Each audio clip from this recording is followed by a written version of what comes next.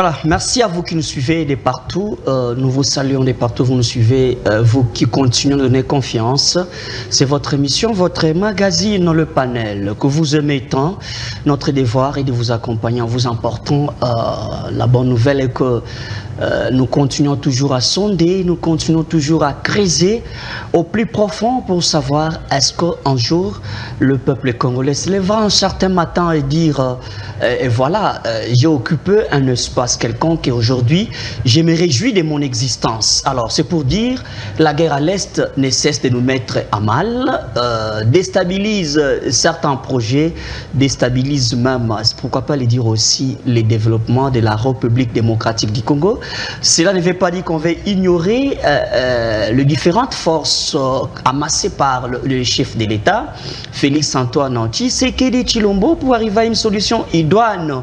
Mais vous avez suivi, c'est déjà un pas vers le succès pour ce deuxième mandat de Félix Antoine Tshisekedi Tshilombo. Double sanction de l'Union européenne et puis les États-Unis d'Amérique à la personne de Corneille Nangaa qui a été sanctionné doublement par l'UE et puis les États-Unis d'Amérique. Ces sanctions nous offrent déjà un espoir quelconque parce que là, Nangaa, aujourd'hui allié principal du Rwanda avec son mouvement les AFC, on se pose des questions. C'est déjà un pari gagné pour Félix Antoine Tshisekedi Tshilombo qui ne veut pas utiliser les armes comme telles ou la guerre directement, mais il utilise l'arme la plus puissante qui est la diplomatie pour vaincre nos ennemis. Alors sur ce plateau nous allons prendre en séquence d'abord la première partie pour parler sur ce plateau. La première partie reçoit M. Kevin Toto, qui est acteur politique de l'Union sacrée. Il est aussi notable du Congo central. C'est pour dire scientifiquement qu'il est politologue. Avec lui, on va tabler sur la situation à l'Est et aussi les séminaires. C'est comme si c'est pour la première fois où on voit un gouvernement passer à un recyclage, où le chef de l'État et sa première ministre qui ont quand même essayé de revoir les choses autrement, donner quand même quelques directives au gouvernement, aux membres du gouvernement, à ce que les choses marchent très bien parce que le peuple congolais a besoin d'une solution. Là, c'est la première séquence avec M. Kevin Toto, qui est acteur politique, politologue en même temps, m'approche de l'Union sacrée. Avant de les recevoir sur ce plateau, nous allons rentrer à la régie, suivre d'abord un élément et puis on se retrouve tout juste après. Si la régie est prête avec nous, on peut déjà aller. Merci. Libre dans les limites de notre constitution. Donc Dieu est venu dire à Caïn, voilà, ma parole ne veut pas ça. Il est libre d'accepter ou de ne pas accepter. Nous avons aussi le droit de choisir parmi les aspects.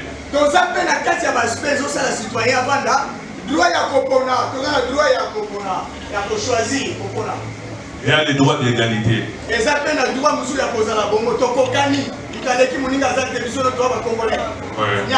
Comme les Kinois disent que ils sont en 1900. Donc c'est ça. Nous sommes tous égaux devant la loi. Si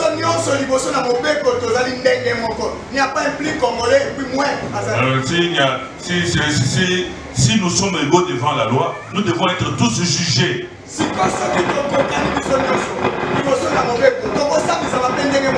C'est ça la loi. Il n'y a pas quelqu'un qui est au-delà de la loi. Même le président de la République doit être jugé.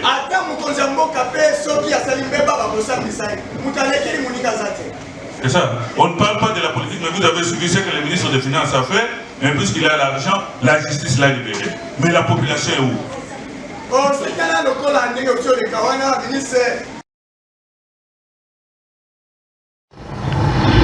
Merci de retour sur ce plateau. Merci à la régie pour cet élément que nous venons de suivre avec vous.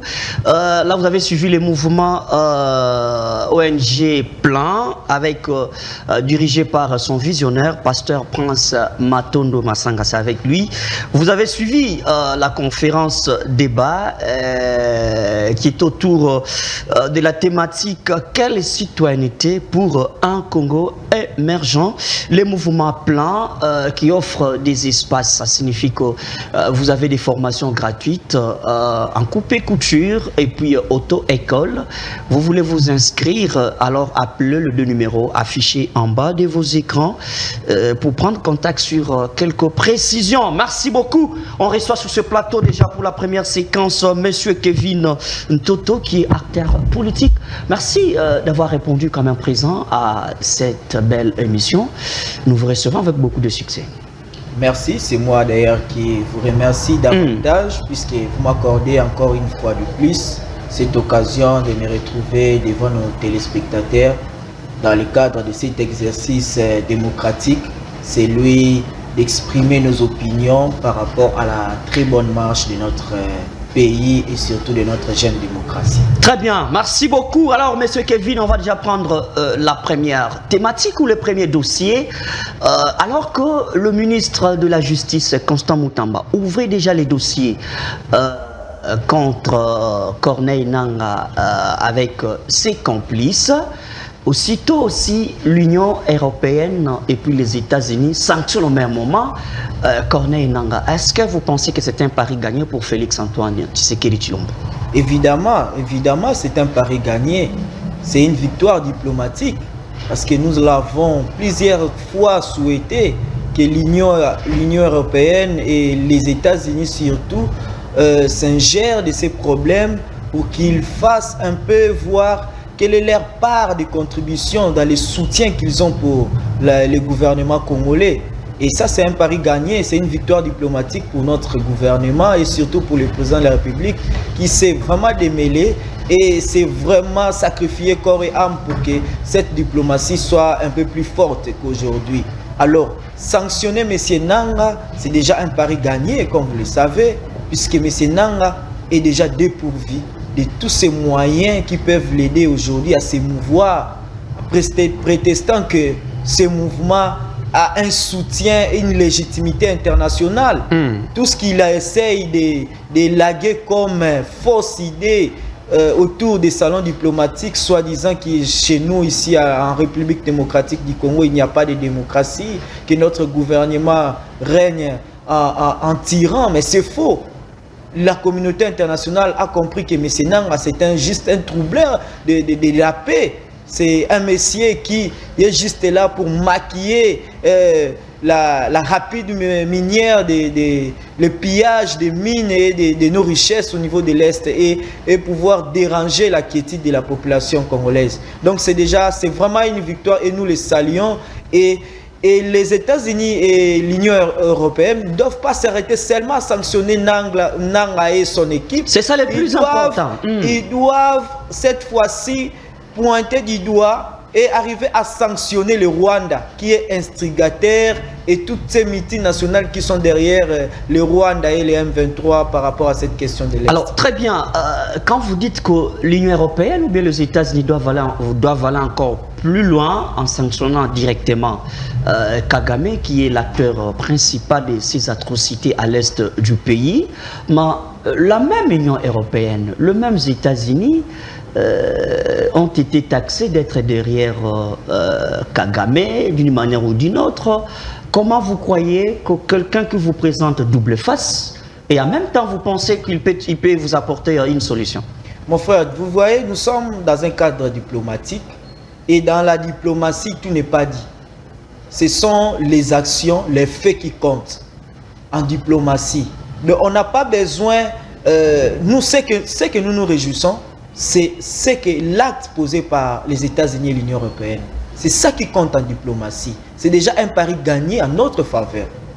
Et s'il y a une opinion qui pense que les États-Unis et l'Union européenne sont derrière le Rwanda, moi je pense que les États-Unis nous ont quand même porté leur soutien publiquement et prétestant que le Rwanda et les M23 devraient se retirer sur nos territoires. Donc c'est déjà ça une position claire que les États-Unis ont donnée et l'Union européenne a donnée. Donc moi je pense que... On pense toujours que les propositions de l'Union européenne, soit quand on parle de l'Union européenne, directement des pays phares, la France et puis d'autres pays, d'autres nations, qui soutiennent, qui financent même Kagame dans ses projets militaires. Et en même temps, est-ce que vous pensez que Kagame Nanga ne sont que des boucs émissaires et que le vrai problème réside quelque part? Le vrai problème, bon, ce n'est pas que Kagame Nanga sont que des boucs émissaires parce qu'ils sont acteurs du jeu. Moi, je pense que derrière ces deux acteurs, les Rwanda, Kagame par exemple, et Nanga, il y a des multinationales. Alors, il faudrait faire une différence des choses entre le multinational et les gouvernements internationaux. Vous voyez, il y a les gouvernements internationaux qui engagent officiellement ces nations. Quand ces gouvernements ne se déclarent pas derrière le Rwanda, derrière les M23, ça signifie qu'ils sont derrière les gouvernements congolais. Donc les Pachans, il n'est pas question de dire qu'ils soutiennent le Rwanda. Ce sont les multinationales. Les multinationales, ce sont des acteurs économiques. Ces sociétés internationales économiques qui ne sont là que pour chercher leur intérêt, sans pourtant se rendre compte de la vie des Congolais, de la vie de tous ces gens qui meurent. Ce n'est pas seulement chez nous au pays, vous voyez partout dans le monde, ces multinationales créent des autres à travers leurs supplétifs. Donc je pense que l'action à recommander au niveau des gouvernements internationaux, c'est-à-dire d'appuyer un peu plus l'accent à pouvoir pointer du doigt ces multinationales qui sont derrière toutes ces instigations qui se passent chez nous à l'Est. Donc je pense qu'au-delà des sanctions qu'ils peuvent donner au M23, je pense qu'ils doivent également fixer des actions pour le Rwanda et décourager ces multinationales qui profitent de toutes ces richesses volées sur notre territoire congolais. Donc je pense que cette action et le président de la République à travers la ministre des Affaires étrangères, ils doivent orienter l'action diplomatique. D'ailleurs, vous le savez, nous avons porté plainte contre Apple. Apple qui est une grande multinationale américaine qui s'offre nos minéraux contrefaits au niveau de l'Est du Congo. Donc c'est déjà une action que le gouvernement congolais doit orienter davantage pour pouvoir pousser le gouvernement, soit des USA, pour pouvoir pointer du doigt et maîtriser cette hémorragie qui est au niveau de l'Est de notre pays. Très bien, merci beaucoup. Vous savez qu'on dit les faits brillent haut, si chacun y apporte un morceau de bois. Le chef de l'État est entouré d'une grande famille politique, acteurs en même temps, gouvernementaux, gouvernementales. Mais on soupçonne qu'il soit seul. Est-ce que vous imaginez qu'à un certain moment donné, le président de la République fournit seul les efforts alors qu'il n'est pas peut-être aidé par sa ceinture ou ses ceintures? Bon, le président de la République, c'est un visionnaire. Dans la constitution de notre pays, le président de la République, il est le grand de la nation. Il n'agit pas partout. Il donne la vision. Le gouvernement est là pour exécuter la vision du président de la République. C'est comme ça qu'on investit, c'est pour cela d'ailleurs qu'on investit le gouvernement au niveau du Parlement. Alors tous les acteurs institutionnels sont censés intervenir dans la matérialisation du président. Est-ce que vous pensez que ces acteurs actuels accompagnent les chefs de l'État? Bon, il y a certains qui accompagnent la vision du président de la République, mais il y a d'autres, dans d'autres institutions, nous sentons quand même la lanterne. Ça ne vient pas encore, ça ne vient pas encore. Alors c'est au président de la République de veiller. Et au chef du gouvernement, Madame Judith, de veiller à ce que tous les secteurs, sous sa coordination, fassent le travail suivant la vision du président de la République. C'est pour cela d'ailleurs qu'ils entrent. Ils ont eu un séminaire ici pour pouvoir consolider l'action gouvernementale. Vous voyez? Et c'est là, je pense que ici, c'est la conscience de tous les acteurs qui sont dans le jeu pour que l'Est de notre pays retrouve la paix. Tous ces acteurs doivent entrer dans le jeu pour pouvoir accompagner la vision du président de la République. Et nous devons être regardants, nous, de l'Union sacrée, pour pouvoir interpeller ou pouvoir dénoncer tous ces acteurs qui sont dans le jeu, mais qui n'accompagnent pas ou qui bafouent la vision du président de la République. Je pense que c'est une vigilance citoyenne que nous pouvons mettre en place au sein de l'Union sacrée pour pouvoir aller pas à pas vérifier, déceler où est-ce que le bas blesse pour que la vision du président de la République ne soit matérialisée. Puisqu'en 2028, nous aurons des comptes à rendre à la population. Nous aurons des comptes à rendre à la population. Alors il faudrait que tout acteur qui a une part de responsabilité, qui a reçu un mandat du président de la République, dans le sens de la gouvernance de l'État, doit être responsable des actes qu'il pose pour pouvoir accompagner la vision du président de la République. Alors, il y a des notions philosophiques, les notions des bases, des logiques, je ne sais pas si logisme aussi. On dit que si la prémisse est déjà fausse, on suppose que la conclusion sera aussi fausse. Avec les deux buts de l'Union sacrée qui ne rassurent pas vraiment cette cohésion nationale.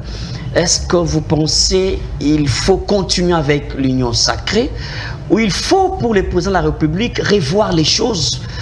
Si pas, pourquoi pas aussi bâcler cette affaire de l'Union sacrée et penser outre pourvu que la vision atteigne quand même l'objectif? Moi je pense que l'Union sacrée c'est une organisation qui au départ a été créée par lui-même le président de la République, qui a appelé les dignes fils du pays pour pouvoir accompagner sa vision. Parce qu'il s'était rendu compte qu'au départ, quand il a commencé, les gens avec qui il a fait alliance ne l'ont pas accompagné. Là, c'est les FCC Cash. Les FCC Cash, bien sûr. C'est comme ça qu'il a fait appel à tous ces acteurs de bonne foi qui ont besoin de voir que ces Congo évolue. De pouvoir se rassembler autour d'un idéal pour pouvoir accompagner sa vision.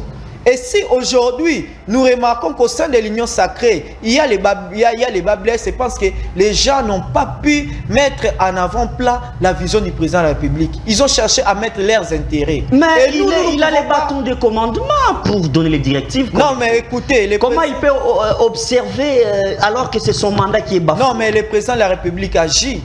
Le président de la République agit. Il y a des actions qui sont posées chaque jour. Vous l'avez vu, il y a des gens qui sont allés à la contre des recommandations qui ont été données par rapport à la vision du président de la République qui ont été écartées dans la gestion.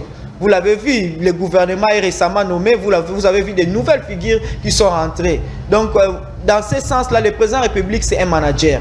Il sait voir quelle est l'importance de tel ou tel acteur dans la concrétisation de sa vision. Vous pouvez être sûr et très apaisé qu'au jour qui viennent, si les actions des institutions ne sont pas accompagnées des idées pratiques dans le cadre de la matérialisation de la vision du président de la République, les gens vont tomber, les têtes vont tomber. Les têtes vont tomber. Et dans le cadre de la présidence de l'Union sacrée, je pense que la quiétude règne. Il n'y a pas de turpitude ou il n'y a pas de conflit. Non, mais entre les membres du présidium, il y a trop de frustration. Batilou Kwebo réclame que par rapport à son poids politique, par rapport à ce qu'il représente au niveau de l'Assemblée nationale, il ne mérite pas ce qu'il a aujourd'hui comme responsabilité, et ses militants ou bien ses troupes ou sa troupe réclament quand même une notion de redevabilité auprès du chef de l'État, sinon ils vont claquer la porte.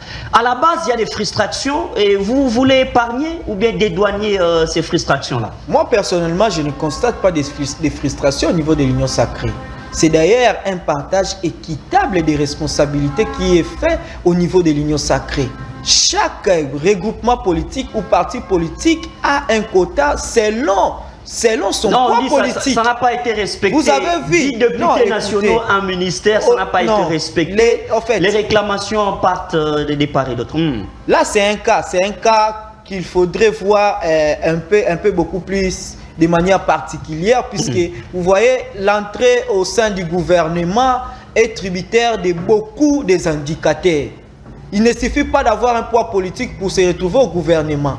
Mais il y a question de la compétence, il y a question de la probité morale, il y a plusieurs enjeux qui entrent dans la constitution du gouvernement. Les partis politiques peuvent proposer, c'est la première ministre qui peut nettoyer les listes et pouvoir proposer au président de la République. Et le président de la République connaît les acteurs et les jets qu'il attend mettre en place pour pouvoir accompagner sa vision. S'il se rend compte que tel acteur ne correspond pas au jet qu'il mettra en place, mais c'est à lui de décider, c'est le pouvoir discrétionnaire du président de la République. Et tout le monde a quand même réussi par rapport à son quota. les partis de l'honorable Bahati dont vous avez cité est bien représenté au sein du bureau de l'Assemblée nationale. Il y a trop de réclamations. Ils ont assez de ministères aussi par rapport à leur poids politique. Je pense que le président de la République aussi, c'est un très bon démocrate. Il n'est pas... Vous voulez imposer au président de la République d'avoir des allures d'un dictateur. Or, lui, dans sa vision, il n'est pas un dictateur. Il laisse les gens, les acteurs, ils sont des acteurs responsables. Ce sont des acteurs qui accompagnent sa vision. Il n'est pas une autorité morale qui impose des ordres. Voyez vous-même, chaque fois qu'il a reçu les acteurs de l'Union sacrée, c'est la moralisation. Il appelle tout le monde à la responsabilité. Je pense que nous devons être contents d'avoir un président de la République pareil, qui moralise l'action politique, les acteurs politiques, dans le sens de la responsabilité. Ils doivent accompagner la vision du président de la République et non chercher à promouvoir leurs intérêts. Le premier ticket qui a été constitué au niveau de l'Assemblée nationale, vous avez vu que ça a été rejeté, puisqu'il a appelé à une responsabilité politique et le poids politique a été respecté.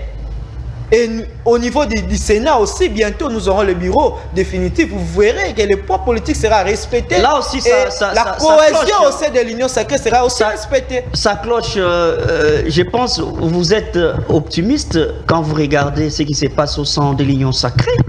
Alors qu'en début, un peu mitigé, déjà ça a commencé avec Caméré, l'actuel président de l'Assemblée nationale, et le deuxième vice-président de l'Assemblée nationale, Christophe Mbosso. Ça a commencé par là. Après, ça bouge encore au sein de l'Union sacrée. Dans l'UDPS aussi, ça cloche un peu. Est-ce que vous ne pensez pas que ces turbulences peuvent affecter en quelque sorte d'une manière ou d'une autre, et qu'il faudrait pour les chefs de l'État essayer de mesurer la donne et trouver les moyens d'une autre orientation? Il n'y a pas de turbulence dans l'Union sacrée. C'est en fait une expression de la démocratie au sein de l'Union sacrée. Bien sûr, les acteurs politiques, ils doivent s'exprimer par rapport aux enjeux. Parce que vous voyez, la vision des partis politiques ou des regroupements politiques, c'est conquérir le pouvoir et le conserver le plus longtemps possible. Ils veulent conquérir le pouvoir par rapport à cet enjeu qui se présente sur la table. Ils sont des acteurs dans le jeu, c'est normal, ils doivent s'exprimer. En politique, on ne donne pas des cadeaux. En politique, il faut compétir et obtenir ce que vous pouvez par rapport à votre abnégation et votre combat et votre volonté de servir le peuple. Donc c'est cela, c'est un combat démocratique. Tout le monde est permis à exprimer ses opinions. On craint les conséquences. On connaît comment est-ce que les acteurs politiques congolais agissent à un certain moment donné. Ils peuvent être là comme actionnaires, mais sur terrain, ils se retirent sans les savoir. Non, mais je pense que le président de la République, c'est un très bon arbitre. Il sait voir qui est là pour accompagner sa vision par rapport à l'intérêt de la population. Il saura à un certain moment dénicher que celui-ci n'est pas un très bon acteur qui est là pour ses intérêts. Et ces acteurs, ils le savent, ils ne sont pas là pour leurs propres intérêts. Ils ont une vision à défendre et ils doivent se mettre dans la posture de pouvoir compétir dans la légalité et dans la légitimité. Donc c'est cela, au sein de l'Union sacrée, je pense que c'est cela le leitmotiv et tout le monde est conscient de cela. Même au sein du Sénat, vous verrez le ticket qui sera présenté. Ça sera un ticket qui respecte le poids politique, un ticket qui respecte la vision du peuple congolais par rapport à tout ce que nous avons comme problème au niveau des provinces, et aussi un ticket qui respecte la géopolitique. Très bien. Parce que vous ne devez pas oublier, nous avons déjà certaines régions de notre pays qui ne sont pas encore représentées à l'avant-plan. C'est ça les problèmes quand vous parlez de la géopolitique. C'est ça les problèmes. Trop de frictions au niveau de la géopolitique. Il y a les côtés linguistiques lingala fond plutôt, qui réclament, ils n'ont pas été représentés. On pense qu'au niveau de la géopolitique, il y a un peu de dictat ou un peu de dictature dans le chef de l'État. Bon, excusez pour la tautologie qui est normale, alors qu'il est limité dans le temps et dans l'espace, le compteur est en marche. On demande qu'il faudrait pour lui revenir un peu en arrière, penser à une cohésion nationale, pour ne pas citer les dialogues, s'il faut, pour mettre la paix partout ailleurs. Non, mon frère, je pense que la géopolitique est respectée. Si vous voyez, il y a le président de la République qui est du centre. du Grand Kassai. Vous voyez la première ministre qui est de l'Ouest. Et vous voyez le président de l'Assemblée nationale. Non, quand vous parlez de l'Ouest, ça complique. Non, mon frère. Il faut parler de sa province d'origine. Le Congo central est représenté. Non, il faudrait aller. Quand on parle de la géopolitique, même en sciences politiques, nous avons une cartographie que nous présentons. Nous voyons la partie est du pays et vous voyez la partie est et orientale du pays. Vous voyez les Grands Katanga, vous voyez le centre qui est les Grands Kassai et vous voyez l'ouest qui est l'Équateur, les Bandundu et le Congo central et ainsi que la province de Kinshasa. Donc vous voyez, toutes ces grandes régions sont représentées. Il n'y a pas de frustration. Peut-être puisque nous attendons les tickets du Sénat pour pouvoir représenter valablement les grands Katanga. Donc je pense que au niveau de la géopolitique, il ne pose pas de problème. La quiétude est là et toutes les régions sont représentées. Alors là où les gens cherchent à dénigrer peut-être notre action au sein de l'Union sacrée, c'est pouvoir chercher à se représenter personnellement. Ils portent le visage d'une province et ils viennent se faire voir comme si ce sont les leaders incontournables de cette province. Mais non, il y a ces acteurs également qui sont de ces provinces-là, qui sont dans des postes de responsabilité aujourd'hui, qui font leur rôle, qui jouent leur rôle, qui n'ont pas besoin de se faire voir. Donc, au niveau de la géopolitique, le président de la République, c'est un fan des lignes de la cohésion nationale. C'est comme ça qu'au gouvernement, vous voyez même les opposants qui sont dans le gouvernement. Donc, alors, merci beaucoup. Je pense nous allons prendre la deuxième grande thématique pour terminer peut-être par là. On prend la justice avec Constant Moutamba et on voit l'homme est tellement déterminé.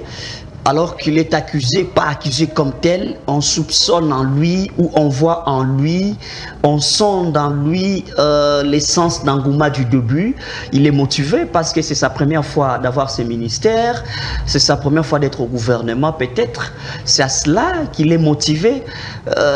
Alors que la question des détournements dans ces pays, c'est une question épineuse et c'est comme un caractère, comme on dit, l'habitude crée l'oubli.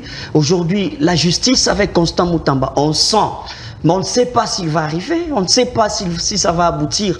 Le détournement qu'il y a eu à l'ONATRA, la guerre de leadership qu'il y a eu entre Gilles Alinguete et puis la Cour des comptes, est-ce que vous pensez que Constant Moutamba, sa voix, sa manière d'amener les choses, c'est de la bonne méthode pour lui d'atteindre l'objectif?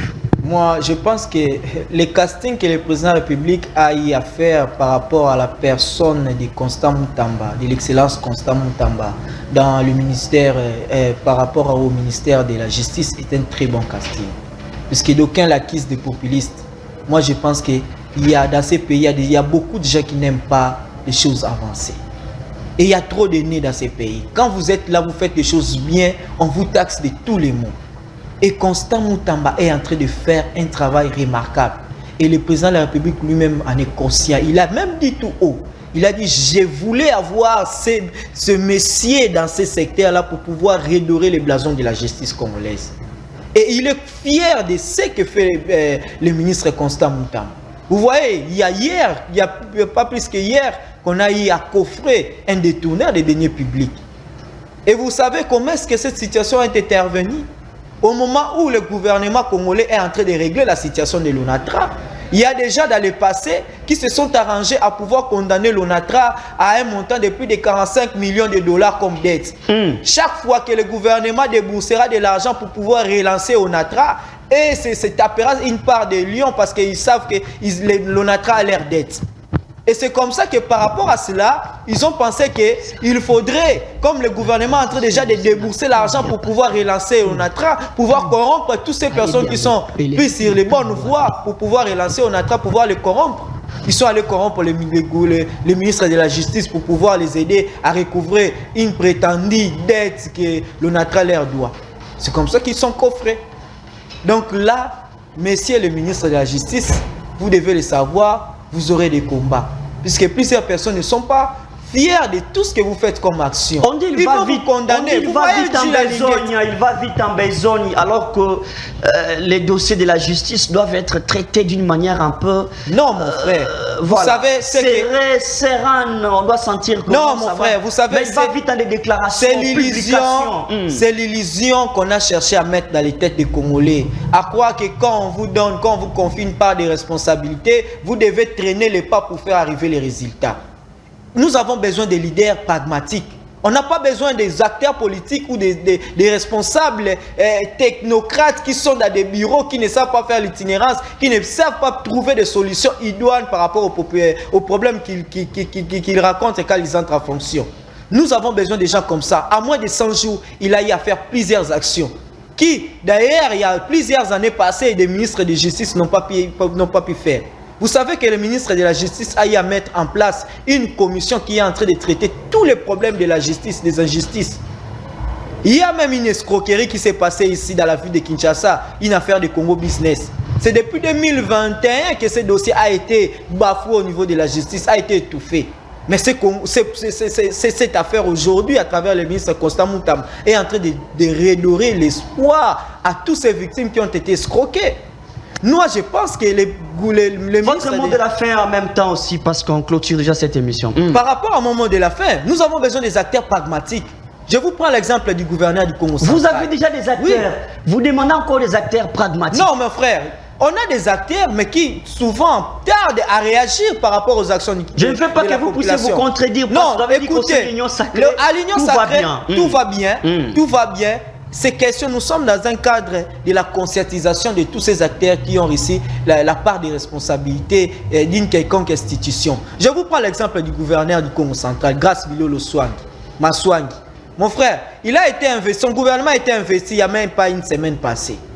En une semaine, il a pris des actions pragmatiques qui ont aidé la province à pouvoir redorer un espoir par rapport à ces problèmes qu'il y avait.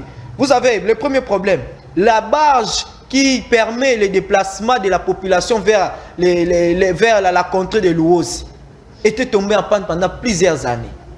Et quand il entre, quand son gouvernement a été investi, dans une même semaine, il a réparé cette barge et le sourire est rentré au niveau de la population du Congo central. Cette contrée et maintenant, les denrées alimentaires peuvent circuler librement au niveau de la province. Et la deuxième action, en une semaine, il y a 129 pêcheurs au niveau de l'océan. De l'océan Atlantique. Voilà, on avait vu, il avait réussi. Voilà. Ils ont été arrêtés, puisqu'ils ont eu à traverser vers la rive de l'Angola. Mais le gouverneur, il a fait une action diplomatique très victorieuse. Aujourd'hui, tous ces pêcheurs ont été relâchés.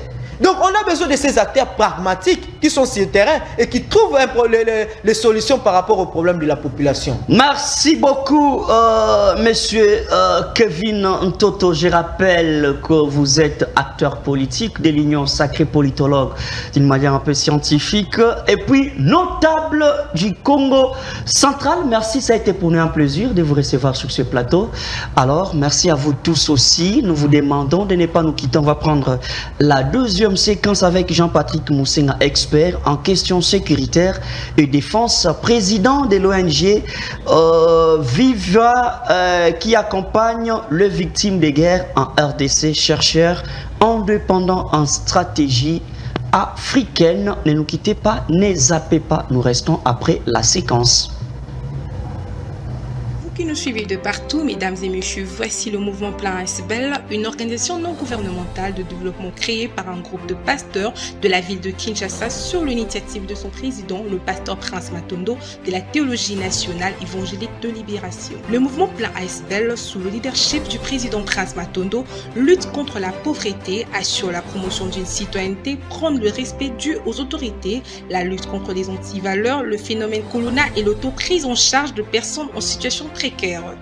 Aussi organise-t-elle un cursus de formation de jeunes, avenir de la nation, de formation professionnelle gratuite, notamment en coupe et couture, conduite automobile, informatique et en alphabétisation. Le mouvement Plein, qui se veut une association de masse, est aussi un cadre qui réunit des hommes de Dieu en vue de réfléchir sur leur sort afin de vaincre l'instabilité sociale auquel ils font face par la création de micros et petites entreprises. Personnes de bonne volonté Contactez-nous au plus 243 89 78 49 003.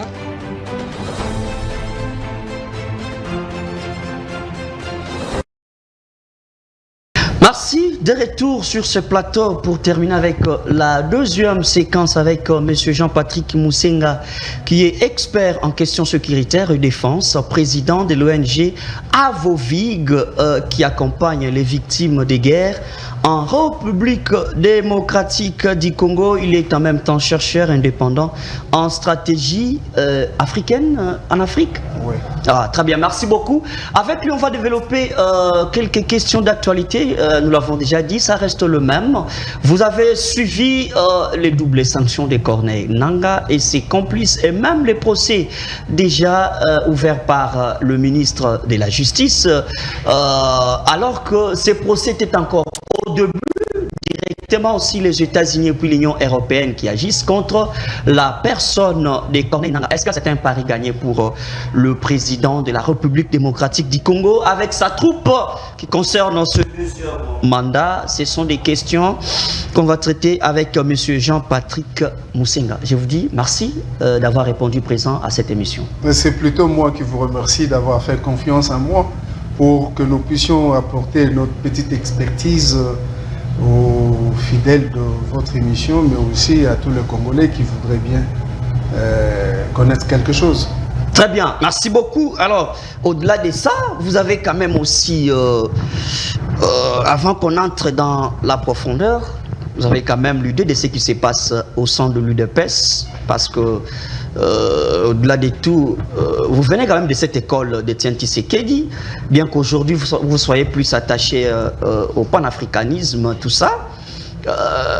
Est-ce que vous pensez qu'il y a quelque chose qui n'a pas pu respecter la vision d'Etienne Tshisekedi Wamulumba et qu'aujourd'hui la population puisse vivre tout ce qui se passe au sein de l'UDPS? Bon, vous savez, l'UDPS est un très grand parti en Afrique. C'est un parti qui inspire respect aux gens. Je ne suis pas de l'UDPS, je ne m'arroge pas le droit de me faire le porte-parole de l'UDPS, mais nous observons, comme tout le monde, un mouvement politique de cette envergure-là. S'il n'y a pas de contradiction à l'intérieur, c'est un mouvement dictatorial. Nous autres, nous savons que à chaque fois qu'il y a plus du monde, il faut qu'il y ait les approches dialectiques. En dialectique, on admet qu'il y ait les contradictions, qu'il y ait les affrontements. Et cela n'est pas pour autant que cette structure n'est pas gérée. Non. Vous savez que la dialectique et la démocratie sont tous nés à Athènes. Donc, ce sont les approches ou les matières qui se rapprochent. Donc, là où il n'y a pas d'affrontement, là où il n'y a pas de contradiction, là où il n'y a pas la lutte du contraire, parce que la dialectique a des lois appelées les lois de la dialectique. Donc, moi je voudrais appliquer cela dans un mouvement politique qui se trouve être l'UDPS. Mais ce n'est pas pour autant que j'encourage les gens à s'injurier et parfois même à en venir aux mains. Il faut qu'il y ait de discussions, de vraies discussions, pour que du choc d'idées jaillisse la lumière. Là, vous restez sur le principe scientifique, mais la réalité est que la politique, c'est question de l'intérêt. Alors que vous dites qu'un parti politique à la hauteur de l'UDPS, pour vous, voilà, ça peut venir de part et d'autre, ça fait partie de la démocratie. Non, si au niveau des principes, les textes de base ne sont pas respectés, vous n'allez pas instaurer la dialectique là-dedans. On voit Augustin Kabouya, d'après certaines opinions, qui se veut dictateur dans un grand parti politique comme l'UDPS, et que la donne, la vision, ceux-là qui ont combattu pour l'UDPS ne se retrouvent pas le jour, et qu'il y a les fabricants, les nouveaux venus qui se réjouissent. Et vous dites que ça fait partie de la dialectique, c'est normal, parce que vous ne trouvez pas qu'il y a des choses à réparer au plus vite possible? Si il y a dictature à l'UDPS, je voudrais qu'on puisse éjecter le dictateur. J'ai de tout mon vœu, je souhaite que le dictateur soit éjecté. Mais si ce n'est pas sur base d'incompréhension, ou encore des tendances, parce que je pense qu'ils sont tous d'une seule vision politique. Mais dans la vision politique, il y a des tendances extrêmes, mais aussi des tendances conciliatrices qui fassent que l'on soit au milieu. Bon, si on ne sait pas peut-être mettre le tout ensemble, eh bien, les textes doivent parler. Vous savez, ce ne sont toujours pas les textes qui conduisent le monde. Et parfois, il y a des endroits où les textes faillissent. C'est pourquoi je ne souhaite pas que nous puissions abonder dans ce sens, parce que vous voyez, déjà les gens vont me taxer de pro tel et contre tel. Alors que moi, n'étant pas de l'UDPS, tout ce que je peux faire, c'est apporter un conseil pour que les amis, les frères qui sont à l'UDPS continuent à rester ensemble. Ce conseil, je l'avais donné lors de devoirs de Jean-Marc Kabound, qui est groupé maintenant en prison. J'avais apporté le même conseil. Ce sont les gens avec qui vous avez combattu. Vous avez fourni des sacrifices ensemble. Et s'il y a moyen, arrondissez les angles. Et parce qu'il s'agit de M. Kabouya, bon, si moi je peux dire qu'aussi ça ne tient plus, eh bien, rendez le tablier. Vous n'êtes pas le premier secrétaire général de l'UDPS et ne cherchez pas à être le dernier. Mais pourquoi?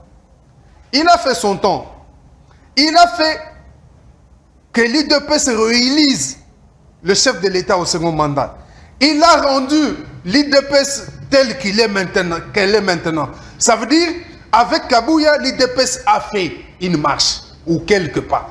Et bon, si c'est le temps de partir... C'est dont il est... Si c'est le temps de partir, eh bien, il faut partir. Et puis, il faut partir maintenant. Comme on dit, quittez les choses avant que les choses ne vous quittent. Donc, c'est dont il est reproché. Pour vous, vous sentez qu'il y a quand même une part de vérité qu'il faudrait lâcher? Ah, parce qu'il est reproché de beaucoup de choses. Oui, oui. Je ne suis pas de l'UDPS. Je ne pourrais pas émettre un jugement objectif. Je pourrais avoir du penchant pour l'un ou pour l'autre. Très bien. Selon que nous avons de rapprochement. Mais en tout cas, il avait fallu que je sois de l'UDPS pour que je vienne avec un discours cohérent, objectif, vous montrer qu'il y a eu ceci, il y a eu cela. Très bien, merci beaucoup. C'était une parenthèse. Alors, on prend la question de cette émission. Double sanction, alors que le ministre de la Justice, Constant Moutamba, initiait déjà, c'est déjà débuté, le procès contre Nang avec ses complices. On voit en même temps l'Union européenne, alors qu'il y a eu des soupçons que cette Union européenne était derrière ou soutenait l'action militaire de Kagame.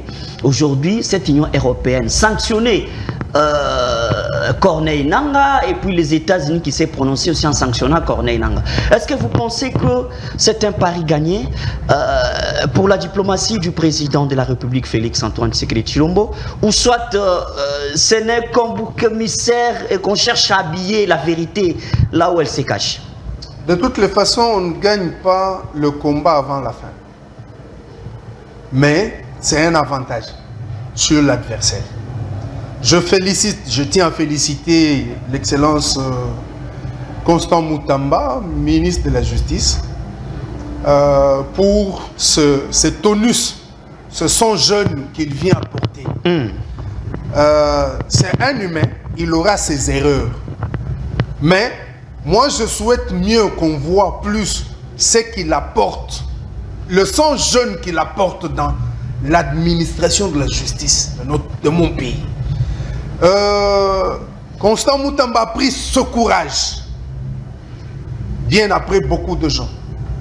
Mais l'opinion va se rappeler qu'au Moussenga, il y a 3 ans, j'ai toujours demandé que la justice puisse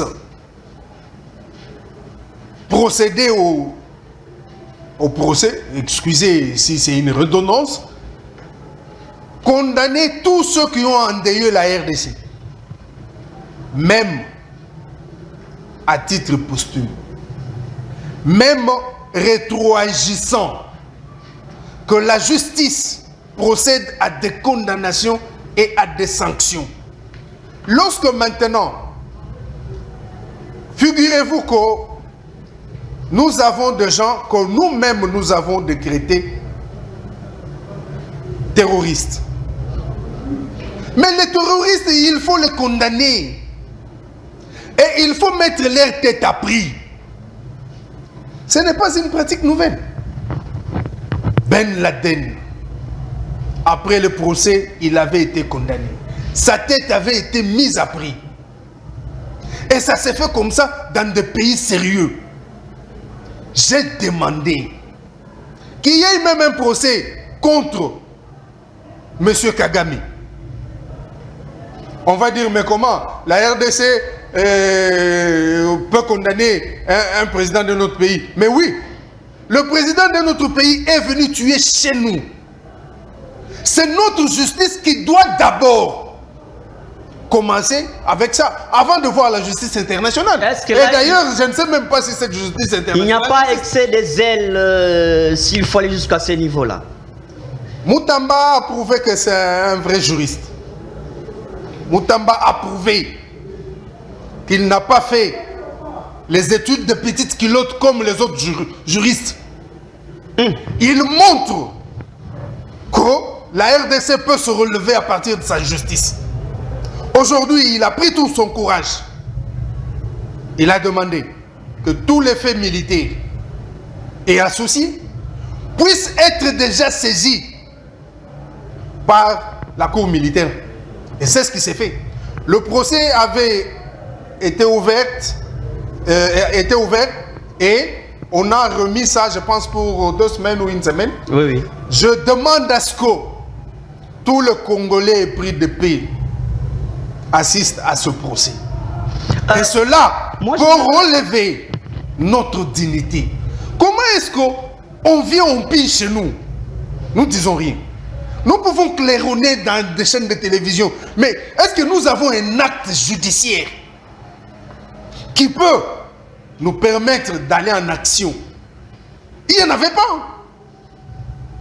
Vous pouvez vous imaginer à l'époque où c'était le ministre qui avait été bâtonnier national, mon vieux issu du Katanga. Le nom viendra. Oui. Lorsqu'il a organisé le procès contre le Rwanda et l'Ouganda, l'Ouganda avait été condamné. Ce sont des choses comme ça qui relèvent une nation. Pour ce qui est de Nanga, les sanctions infligées par l'Union européenne, non. Je vais encore dire que ce mois, les gens vont dire, mais il est un but de lui-même. Avovig, notre ONG et moi, avions organisé une marche que nous appelons la marche de souvenir et de sensibilisation.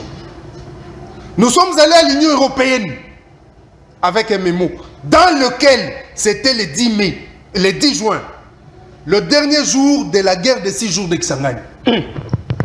Dans notre mémo, nous avons exigé de l'Union européenne les sanctions. On ne veut plus de condamnation. Nous voulons les sanctions. Mais ces sanctions viennent, moi, n'en déplaise à ceux qui veulent bien me contredire, je m'en fous. J'ai fait l'action le 10 juin. Et les sanctions viennent de tomber le 25 juillet. Ça veut dire quoi? Ce sont les résultats de mon action, en fait, de notre action, nous, à Avovig. Vous en réclamez la paternité. Bien sûr. Et quel est l'impact de ces sanctions? Vous pensez qu'il y aura un impact? Ces sanctions sont certes faibles. C'est faible, mais c'est déjà un signal. Vous allez vous rappeler que certains lieutenants du régime de Kabila avaient été sanctionnés. Les gens disaient, bon, c'était rien. Mais après, ça produit des effets. Donc ces sanctions, pour nous, c'est faible. Par rapport à 12 millions de morts, c'est très faible. Mais c'est un début de quelque chose. Nous, d'ailleurs, Avovig va adresser une lettre de reconnaissance à l'ambassadeur de l'Union européenne en RDC le 2 août, qui est encore une journée de victimes de guerre. À Avovig, nous serons encore dans la rue ou sur la rue pour commémorer encore et rendre hommage aux victimes de guerre de la Très bien, monsieur Jean-Patrick, parce que nous parlons de la guerre, et on voit le visage que donne la République démocratique du Congo semble donner ces pays. Plus on est dans l'observation des textes, des accords, nous sommes les respectueux des textes, comme certaines bouches les disent, alors qu'en face de nous, nous avons un ennemi farouche, Kagame, qui est irrespectueux des textes aussi, de sa manière. Est-ce que vous ne pensez pas qu'à un certain moment donné, il faut aller au-delà des textes et qu'il faut agir autrement et peut-être aussi faire voir au reste du monde qu'il y a le plan qu'il ne faut pas négliger. À part le plan A, il peut y avoir un plan B qui ferait mal aux ennemis et à la diplomatie telle que tout le monde attend que la diplomatie produise des fruits. Est-ce que vous ne pensez pas qu'il faut aller plus loin, quitter un peu le respect des textes à un certain moment? Monsieur le journaliste, moi je ne suis pas de ceux-là qui poussent la RDC à attaquer le Rwanda, par exemple. Mais les Rwandais nous attaquent, nous tuent. Je veux vous expliquer pourquoi. Il y a une image qui est sortie, je pense, aux États-Unis ou au Canada, où l'auteur de cette image montre la RDC tout seul, avec seulement un bouclier et une épée. Mais attaqué de toutes parts par toutes les nations du monde. RDC tout seul, toute seule, faisant face au monde entier. Cette image est réelle. Je souhaite que le Congolais puisse propager cette image. La RDC se retrouve seule à faire face au monde entier.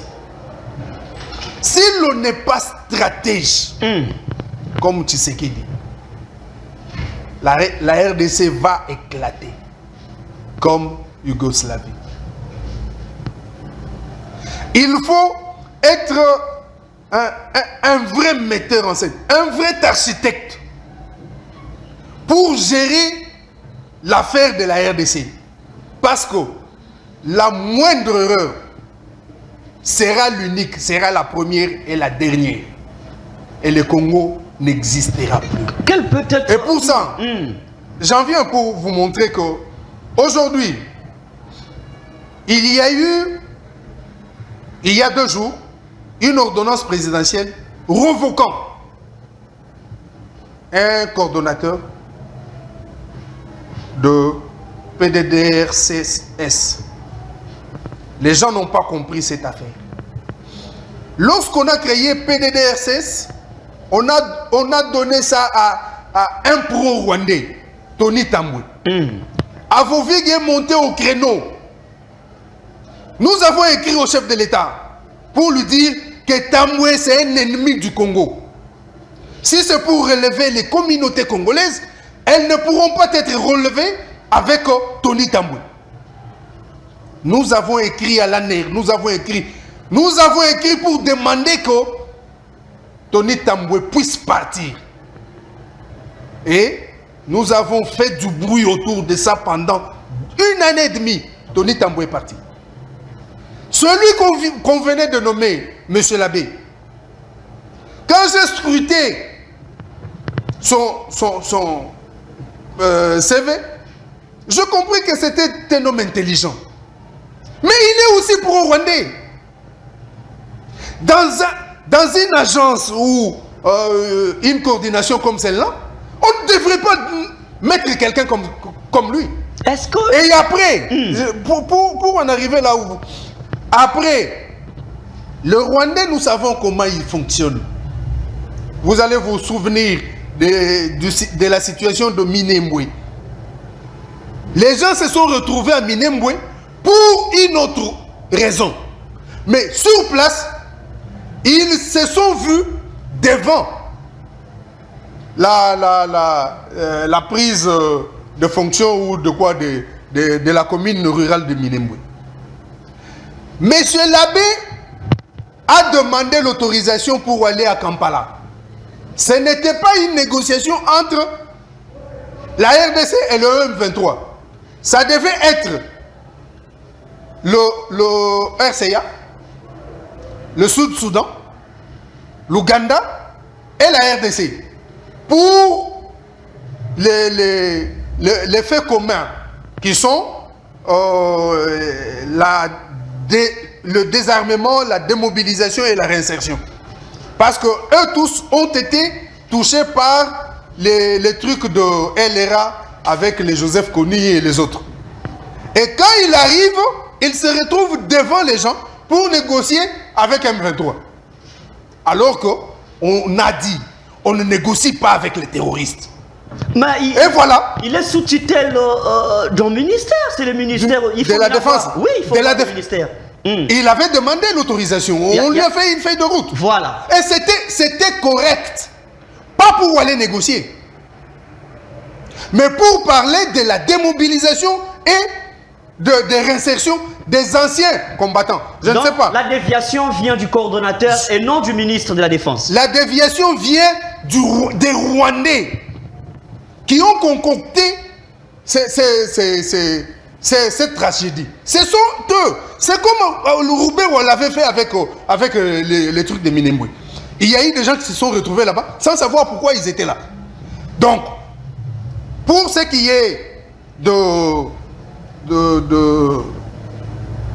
de la justice avec les restes, je voudrais terminer pour dire que Nanga, ce sont des menifrétins. Derrière Nanga, il y a des gens que la justice congolaise peut sommer et même demander la restitution. On veut qu'on puisse s'attaquer. Mais on a quand même commencé. Principal, au lieu de nager superflu. Vous savez, la guerre de droit est une guerre de nerfs. Elle est même plus que les armes sur le terrain. Donc le droit, on n'y va pas à la va-vite. Il a commencé là où il a ciblé que c'était une porte qui était restée ouverte. Il commence là. Donnons-lui la chance de faire des ramifications, de remonter les filières jusqu'à atteindre. Il est sur la bonne voie, Constant Mutamba. Justement, sur de très bonnes voies. Et ceci ne s'est jamais déroulé ou s'est jamais fait depuis tout ce temps, depuis que la RDC a été attaquée. J'aimerais épingler, vous avez dit juste au début qu'il y a des vrais problèmes auxquels devrait s'attaquer au plus vite possible, Constant Mutamba. Des questions administratives dans la justice. alors contexte Moutamba d'être un peu pressé, de faire semblant de vrais problèmes. Est-ce que vous pensez que ça donne, on n'est pas du tout pressé? Est-ce qu'il ne va pas vite en besogne? Et qu'il y a des élémentaires à régler avant d'y aller? Quand il s'attaque aux églises, on dit que Moutamba semble être distrait à ces problèmes-là. Les vrais problèmes existent, alors qu'il ne puisse pas flouer l'opinion en attaquant des églises, alors que les églises n'ont rien à voir avec la souffrance du peuple congolais. Moutamba ne s'est pas attaqué aux églises. Comment vous dites que les églises n'ont rien à voir? On a trouvé plusieurs églises au Nord Kivu avec des armes à l'intérieur. Mais bon, je ne sais pas comment comprendre ça. Les églises aussi, ils sont pour quelque chose. Mais pas seulement les églises. Toutes les aspects, comme la mienne, à Vovig. Nous, qui avions demandé la personnalité juridique il y a 18 ans, on ne nous a jamais donné cette personnalité juridique. On nous a donné l'accusé de réception qu'on appelle F92. Nous fonctionnions avec ça. Nous pensions que 6 mois après, ce F92 tient lieu de la personnalité juridique. Nous étions dans cette logique. Mais avec toutes les déviations qu'il y a eu, Moutamba veut mettre de l'ordre. Moi, je pense que ça coûte de l'argent, c'est vrai. On me parle de $650 qu'il faille payer à la banque et tout ça, tout ça. C'est quand même un peu d'argent. Très bien, merci. Mais il faut qu'on y arrive. Il faut arriver pour que nous puissions quand même vivre dans la démocratie, c'est aussi le respect des textes, mais l'état de droit, c'est aussi cela. Très bien. Merci beaucoup, M. Jean-Patrick Moussenga. Je rappelle que vous êtes expert en questions sécuritaires et défense, président de l'ONG Avovig, qui accompagne les victimes des guerres en République démocratique du Congo, chercheur indépendant en stratégie africaine. Merci d'avoir répondu présent à notre belle émission. Nous rappelons à tout le monde, merci aussi à l'équipe technique des Mais seulement si vous pouvez... J'organise une marche le 2 août. C'est dans quelques jours. C'est le vendredi de la semaine. Une marche pacifique? Une marche d'ailleurs. Il y a des frustrations comme tous les politiciens. Non, c'est une marche. Sont devenus frustrés. C'est une marche d'Avovig en l'honneur de victimes de guerre. Parce que le 2 août, c'est la journée nationale de victimes de guerre. Très bien. Donc, le 2 août, moi je demande à tous ceux qui pensent qu'ils ont quelque chose à regretter pour les victimes de guerre de la RDC, joignez-vous à nous. Le 2 août, nous allons aller à la place des évolués. C'est le symbole des bandages rouges. Justement. Voilà, merci beaucoup. Suivez la rediffusion à 22h30 et sur la chaîne YouTube JM Panel HD. Moi, je vous dis, on se retrouve à la prochaine. Au revoir.